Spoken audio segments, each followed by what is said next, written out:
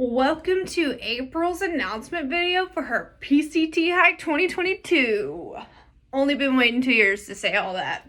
And I actually released my permit videos first. I don't know how to do all this. I actually am using my computer screens as like back lighting or is this front lighting because it's on the front of my face. I don't know.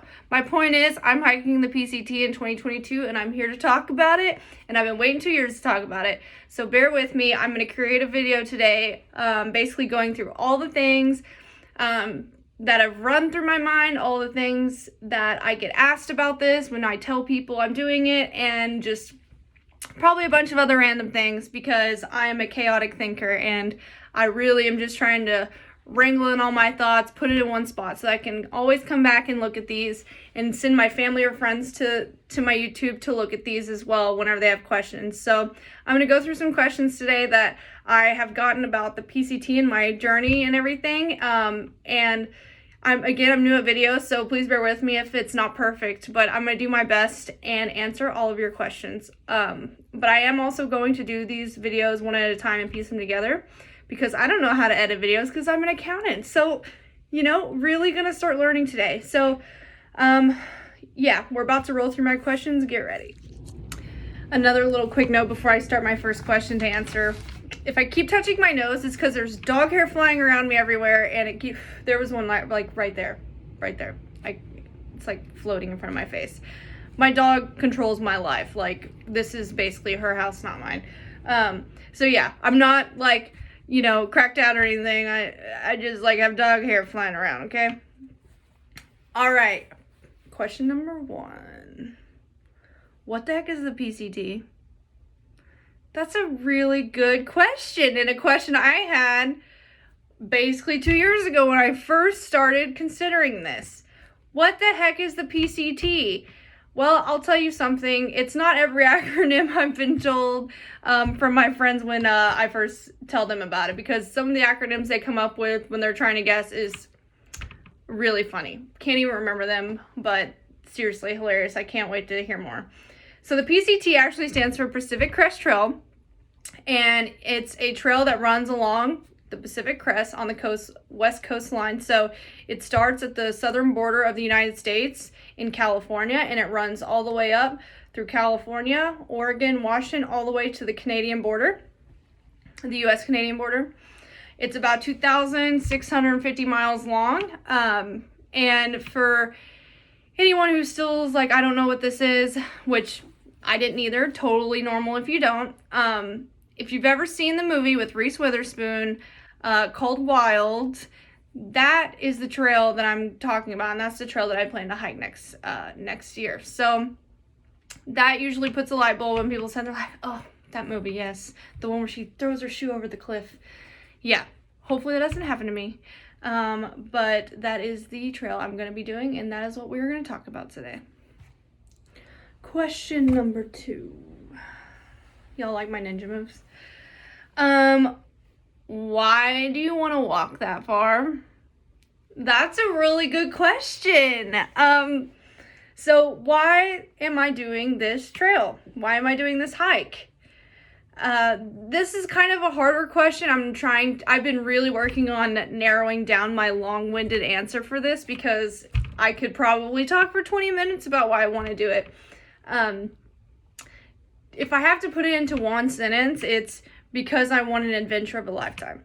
And I think that's even on the PCT permit website too. When you're going in there, they're like, you're going to have an adventure of a lifetime. And I think it really is that, because it's such a difficult, long endeavor, both emotionally and physically, that it's kind of hard not to have that burned into who you are from then on out, I think, after it. But yeah, why am I doing this? It's because I'm ready for an adventure. I've kind of lived my life very structurally, with going from high school to college to first job into just like focusing on my career. And I haven't to this point deviated from a pretty structured plan. And, I usually live my life a little bit more risk averse.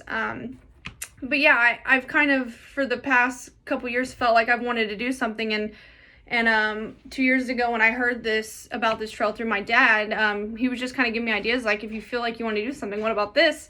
And once he gave me the idea, I started researching and I became obsessed with the idea, okay? So this is what I like to tell people. I think this is key. I haven't even done the trail yet, so I know that. But I do think if you don't there's usually a couple reactions you get from people, and one is like, oh my gosh, why would you want to walk that far? And the other is like, oh my gosh, that's so cool, tell me more. And I think those two reactions can kind of like set apart the different mindsets who may or may not like the trail. And not that everyone who reacts like, why would you want to do that, doesn't mean they will all not like the trail. I'm just saying, I think it takes a little bit of that curiosity and obsession with it to really like catalyst you into doing the trail, because it is a huge commitment to do it. So yeah, I have just been really, really obsessed with it for 2 years, ever since I've heard about it. Every day I've researched it. I don't think a day goes by where I don't think about it. So now my whole heart is committed to doing this, and I'm extremely excited and ready to go out there and experience it.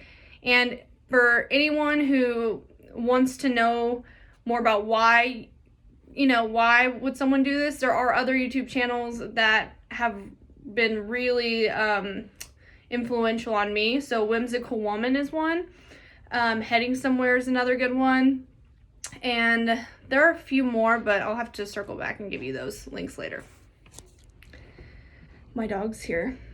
Question number 3. I only have one arm this time because I'm petting her with my other one. Needy. Question number 3. Dog hair. How am I paying for this? Money. Can't live with it, can't live without it. So how am I going to pay for this? That is a not so fun question. No one wants to cough up that money for this for anything. I'm like, also it like hurts a little when I buy things for this, but it's also really exciting because I know I'm spending money on something I really want to do. So yeah, this might be more of a personal question to some people. I'm more open about answering this question because I just feel like it's a really good question, because there's a lot of things we probably all want to do, but we just feel like there's no way to afford it. My biggest piece of advice is, if you really want to do something, you have to commit to it wholeheartedly in your lifestyle. So what I'm saying by this is, I've given up things over the past 2 years in order to save for this hike. So that was traveling, it's going out all the time, it's buying expensive new clothes that are just for my daily life. I literally just took what I was doing and minimized it so that I could maximize my savings for this trip. And I waited 2 years to do it. There was some COVID issues in there too of why I haven't done it sooner. But ultimately, the COVID thing kind of helped me out because it gave me a reason to be patient, save up, and wait to do it in 2022. The other, I think the financial question has two prongs to it. So the cash you have to do it, because you have to pay for your gear, and you have to pay for your bills while you're on the trail, and you have to pay for your living costs because you're not dead. You're living every day, and you're probably going to spend money when you walk through town. So you're still spending money during the trail, yet you don't have a job, which leads to the second prong. Not just your cash on hand, but your second prong is, what do you do about your job? Do you have a job that you want to quit? Do you have a job that you don't want to quit? My biggest advice on this one, I don't want to go too far into depth into my personal life on the job thing. Maybe I will later, but not right now. But my biggest advice is, be honest with yourself. And if you don't want to work that job anyways and you were ready for an out, well, maybe, it's just good timing for you. If you're in a job you really love and you're scared, but you're scared to tell them, or it's holding you back from committing yourself to the trail, but you also are holding yourself back in your job because you really want to go do this trail, so you're kind of like torn between the two, I would have a conversation with your boss and just talk to them about it and tell them the idea and see how they respond, because we often underestimate people and we think we know how they're going to react, and we really don't. So if it's really, really important to you, I would say have the conversation with your job. So the last thing I want to talk about financially is, because what I wondered a lot too were, what's people's professions? Are they how are they paying for this? And because it doesn't matter what profession you are, you can totally, make the trail work for you if you really wanted to. But I think it's just helpful, and it was kind of interesting to me to know who does what. So in my personal life, I'm 28 years old. I went to college, and I have a degree in accounting, and I have my CPA license, and I work in basically a financial analyst role, and I love my job. I have a great job, and I really love the people I work with, and I'm really fortunate to have a job that I love and that really provides for me. So that the job thing is hard, and like I said, I'm not going to go into what I've done, but my biggest advice is be honest with your job, because you might underestimate how they'll react. So I think that wraps up financially, but if anyone has more questions about that one, feel free to ask me personally. I think that one's a little bit of a I could give more details, but I just don't want to publicize everything about my life on this part. So next question. Question number 4, I think. Like, what are you gonna do for sleeping, and where are you gonna stay, and how are you gonna eat? So I'm kind of rolling all the different questions that people are asking into one here on what am I bringing, and how do you know what to bring? So this is one of my favorite parts, and probably like the most researched question I have looked up as well, because one of the biggest things to learn about this for me has been gear lists. I've read so many stinking gear lists from people. I can't even tell you like how many hours I've spent scouring lists, seeing like, should I get that? Wait, no, this person got this and it's a little bit different, and this one's lighter, but this one seems like it'd work more, blah, blah, blah, blah. I'm a gear list fanatic now, okay? And I think I've actually over-researched it, and I know I need to dial it back. But yeah, I plan on doing a gear list video for you guys once I get all my gear in. I have about 60%, I would say, of my gear to this point. And I want to do a video that shows you guys each piece, kind of how I decided. It might be a little long, but I think it's interesting how I decided what its function is, because a lot of these items before all this, you could have picked an item up and shown it to me. I would have been like, I don't know what that is. So it's really interesting. I've learned a lot, constantly still learning. So yeah, gear lists are what am I bringing question is going to be answered in a later video. So just stay tuned, and I really plan to show you more in depth on what I'm going to bring. Question number 5. Question number 5. So this is a fun one. A big question I get is, aren't you scared? Well, if I wasn't, I sure am now. No, I'm kidding. Of course I'm scared. I can't generalize. I think most people are scared. And from posts I've read on these Facebook pages that I'm on, with people that are doing this or have done, whatever. Everyone has fear. Fear is very real, but it's how you react to the fear and how you handle it that will dictate your hike, in my opinion, and will dictate your life, because if we never did the things we were scared of, well, we wouldn't get to do that many things, right? So yes, there are a lot of things I'm scared of. Just to go through a list of things that people talk about being scared of, and things that I also am, are in my head. Animals, so bears, snakes, mountain lions, those are out there, okay? Other people can also be scary, and that's also a real thing that you have to consider when you're out there by yourself, especially as a female, right? Weather, so getting caught in inclement weather is also something you have to consider. Food and water, so the southern part of the hike is through a desert. You have to be conscientious of how much water you have and how far till the next water source. The other thing that I'm personally scared of, not everyone brings this one up, but I'm scared of heights a little. Medium.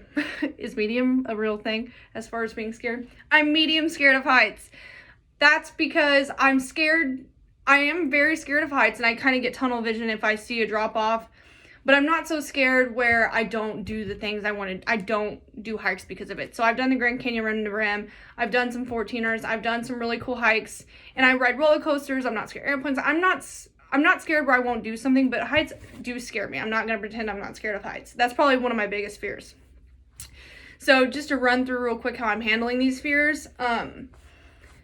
To me, the best way to handle all of these things is do your research. So prepare yourself for an interaction with these fears, whether that be animals, heights, water shortage, weather. Prepare yourself to encounter these things. And if you're prepared to encounter these things, then it's less scary when you do have to be caught in the middle of something that you did not want to be a part of. So learning how to interact with animals, how to interact with the weather, read maps, all kinds of stuff. There's a lot of preparation that goes into this. I'm doing my best to research everything, but not over-research everything where I'm not going to enjoy myself while I'm out there because I feel like I've overanalyzed everything, right? So it's kind of a balance, and I'm really trying to teeter that line between being prepared, not being over-prepared.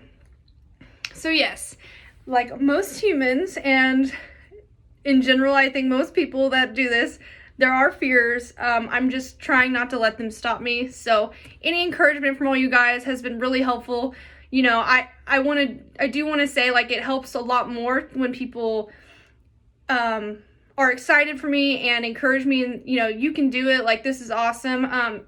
That helps me a lot more than kind of the alternate reaction sometimes we get is, well, aren't you scared to do XYZ? Aren't you scared XYZ is going to happen?